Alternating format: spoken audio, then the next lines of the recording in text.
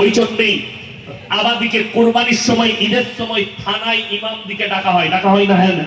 কেন?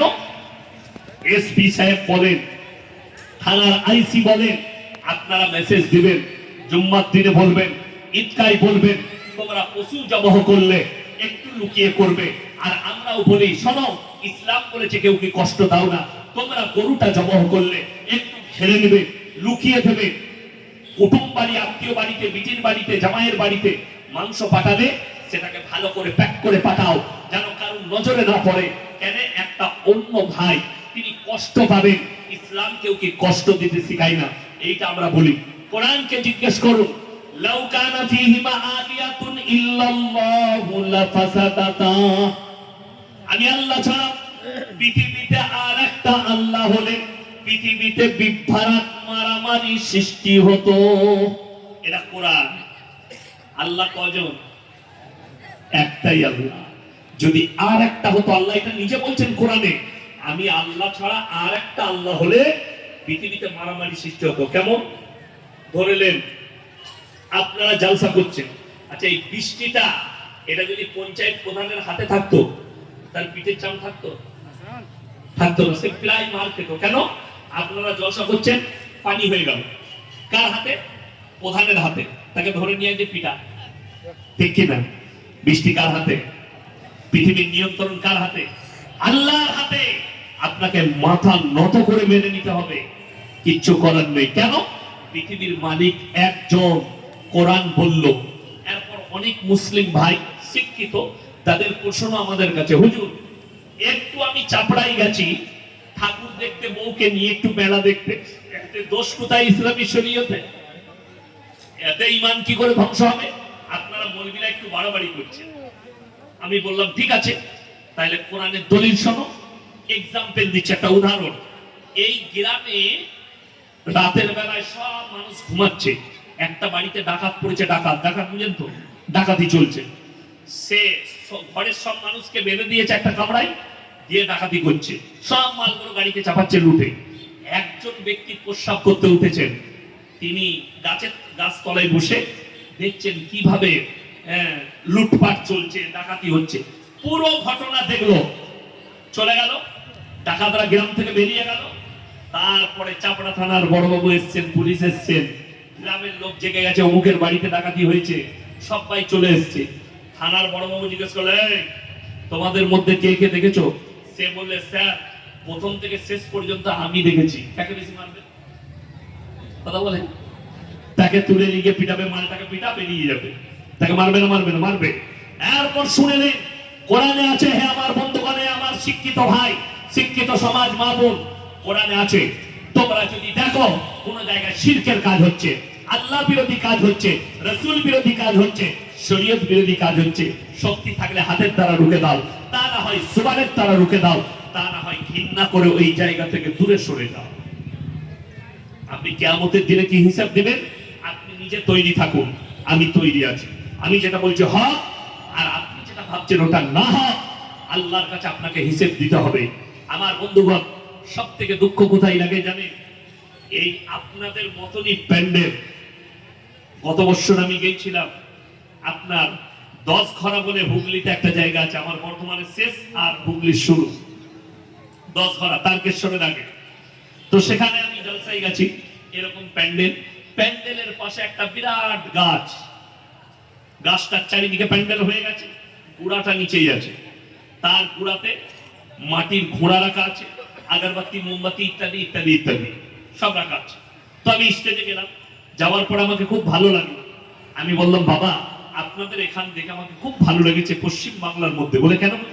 আমাদের এখানে হিন্দু মুসলিম ভাইদের মধ্যে এত মহব্বত, এখানে তোমরা জলসা করছো, পাশেই ভাই জানেরা পুজো পাঠ করেন। 4-5টা যুবক বলছে, হুজুর ওটা আমাদের। মানে তোরা কি করি? বলে বুড়ো পীর সাহেব আছে, তা বুঝে নি। বাস্তব অবাক হলাম, মাটির ঘোড়া রেখে একজন অমুসলিম ভাই সে মাটির মূর্তি তৈরি করে উপাসনা করলে ওটা যদি শিরক হয় ইসলামী শরীয়তে, তাহলে মাটির ঘোড়া রেখে গাছতলায় সিজদা করলে এটা শরীয়ত কে বলল আপনাকে? ইমানদারির সঙ্গে ভাববেন। ভালো মন্দের মালিক সকলে বলুন কে? কল্যাণ অকল্যাণের মালিক কে? আল্লাহ। হায়াত মতের মালিক কে? আল্লাহ। এখন আমি ইয়াসিন বেঁচে আছি না নেই? বেঁচে আছে। আমি যখন কথা বলছি আমার মধ্যে প্রাণ আছে। আমি যখন কথা বলছি, এখন আমাদের সভাপতি ভাই উনি যদি বলেন ইয়াসিন ভাই আমাকে 100 টাকা দেন, দিতে পারবেন? কথা বলেন, ফট করে পকেট থেকে বার করে উনাকে 100 টাকা দিতে পারবেন। আচ্ছা আমি যদি মরে যাই চাইলে দিতে পারবো? কেন?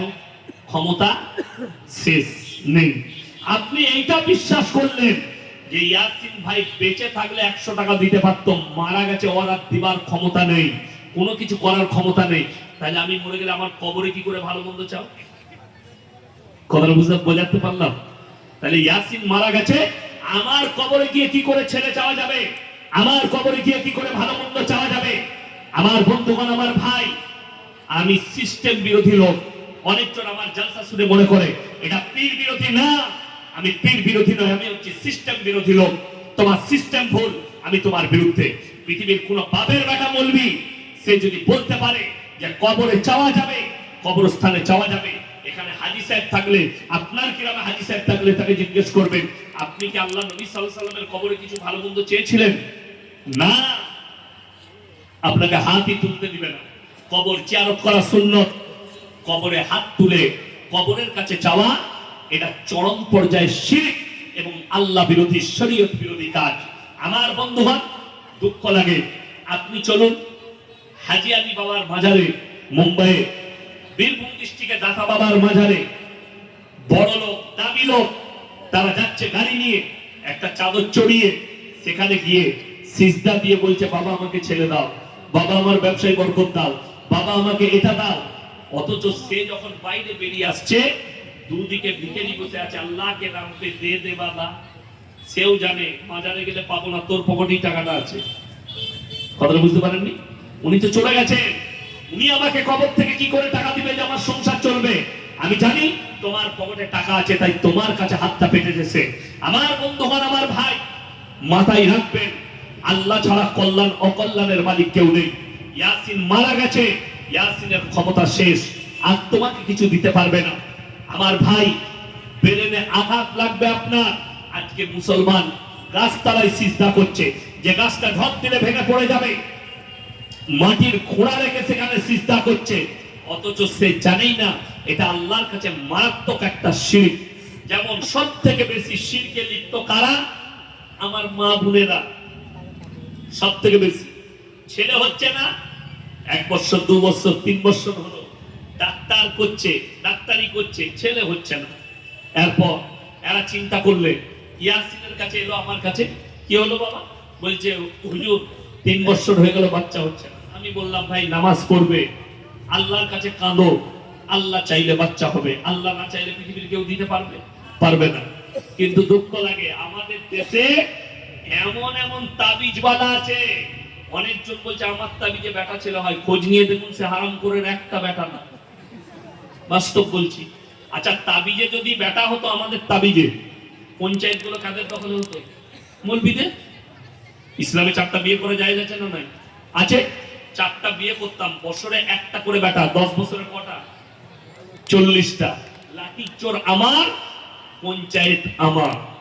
কিন্তু দুঃখের বিষয়, আমি ইয়াসিন, আপনারা মনে করছেন এত ভালো বক্তাকে, ভাইরাল বক্তাকে দাওয়াত দিয়েছে, তাইলে আমার তাবিজে কতটা কাজে লাগবে ভেবে দেখুন। বড় কষ্ট লাগে। আমার 2টো বিটি, আমাদের তাবিজে বেটা হলে বছরে একটা করে বেটা নিতাম তাবিজ মেনে। যদি বলেন কোরআনের দলিল দেন, গল্প গুজব নয়। কোরআন সূরা আল ইমরান, কোন সূরা বললাম? আল ইমরান, প্রথম পৃষ্ঠা, ওয়াল্লাযী ইউসাউবিরুকুম ফিল আরহামি কাইফা ইয়াশা লা ইলাহা ইল্লা হুয়াল আজিজুল হাকীম। হে আমার নবী, পৃথিবীর মানুষকে বলে দাও, তাদের কানটা মুচুড়ে দেখিয়ে দাও, যারা বলছে আমার পানি পড়ায়, আমার তেল পড়ায়, আমার তাবিজে বেটা ছেলে হয়, তাদেরকে বলে দাও আল্লাহ বললেন মায়ের গর্ভে বাচ্চা দান করি আমি আল্লাহ, আমার ইচ্ছা মতো, আমি কারো পরামর্শে কাজ করি না। যেন বলুন সুবহানাল্লাহ। আমি আমার ইচ্ছা মতো বাচ্চা দান করি, কানা কুড়া ন্যাংরা লুলা সুন্দর কালো সাদা সব আমার আল্লাহর ইচ্ছা, আমি কারো পরামর্শে কাজ করি না। ভেবে দেখুন, যদি আমাদের মতো মৌলবীর তাবিজে কাজ হতো, তাহলে একটাও কালো ছেলে হতো? কথা বুঝতে পারেননি? আমার পানি পড়াই যদি বেটা হয়, তাহলে তো মৌলবীর পানি পড়াতে সব বর্ষাই ছেলে হতো, কালো আর হতো না। আল্লাহর ইচ্ছা বলেই তো সাইয়েদেনা বেলাল হাবসি কালো কুচকুচে ঠোঁটটা মোটা মধুর্য আওয়াজের আজান। আপনি দেখুন বিভিন্ন দেশে, আমাদের ভারতবর্ষে আমাদের খাঁদা আছে, নাক উঁচু আছে, ম্যাক্সিমাম আমাদের নাকগুলো উঁচু ভারতের মানুষের, ঠিক কি না? নেপালিদের কি চারটা? আমাদের দেশে একটা রাজ্য আছে মণিপুর, মণিপুরিরাও নেপালিদের মতো, ওটা আমাদের রাজ্য। সিকিম, সিকিমের সিকিম, ভুটান